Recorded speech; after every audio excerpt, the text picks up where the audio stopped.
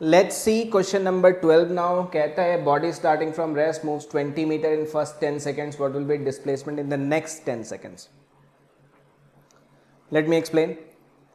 एक होता है Galileo's law of odd numbers. देखिए बेटा, आप इस बात का ध्यान रखिएगा, Galileo's law of odd number बड़े काम की चीज है। कभी भी कोई बॉडी अगर रेस्ट से स्टार्ट होती है और कांस्टेंट एक्सेलरेशन अगर होता है ना, तो एक गिवन टाइम इंटरवल में अगर ये s चला, गिवन टाइम t में अगर ये s चला, तो ठीक उतने ही टाइम में अब ये 3s चलेगा, ठीक उतने ही गिवन टाइम में अब ये 5s चलेगा। क्योंकि Galileo's law of odd number यही कहता है कि अगर एक बॉडी रेस्ट से स्टार्ट होती है और कांस्टेंट एक्सेलरेशन से स्टार्ट होती है, तो इक्वल टाइम इंटरवल में जो उसका रेशियो आएगा डिस्टेंसेस कवर्ड का, डिस्प्लेसमेंट्स का, वो 1:3:5:7 ऐसे करके चलता जाएगा ना। बात समझिएगा ध्यान से। वो इंटरवल 1 सेकंड का भी हो सकता है, 1 मिनट का भी हो सकता है, 1 आवर का भी हो सकता है, 1 डे का भी हो सकता है।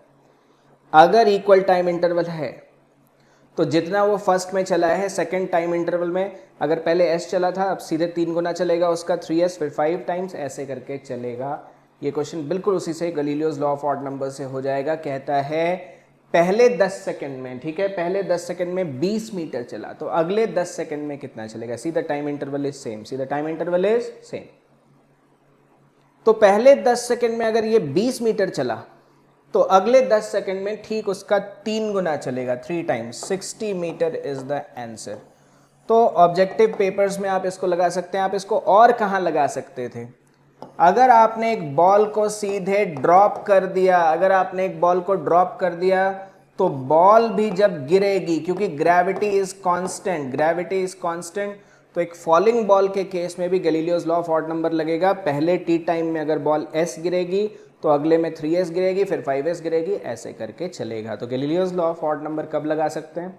If the body has started from rest and if it has positive acceleration, तो ये 1:3:5 ऐसे रेशियो आ जाता है। यही रिटार्डेड का केस अगर होता है, अगर बॉडी चल रही है ऑलरेडी, रिटार्डेड का केस है, तो रेशियो उल्टा भी हो जाता है। We will discuss it in another problem.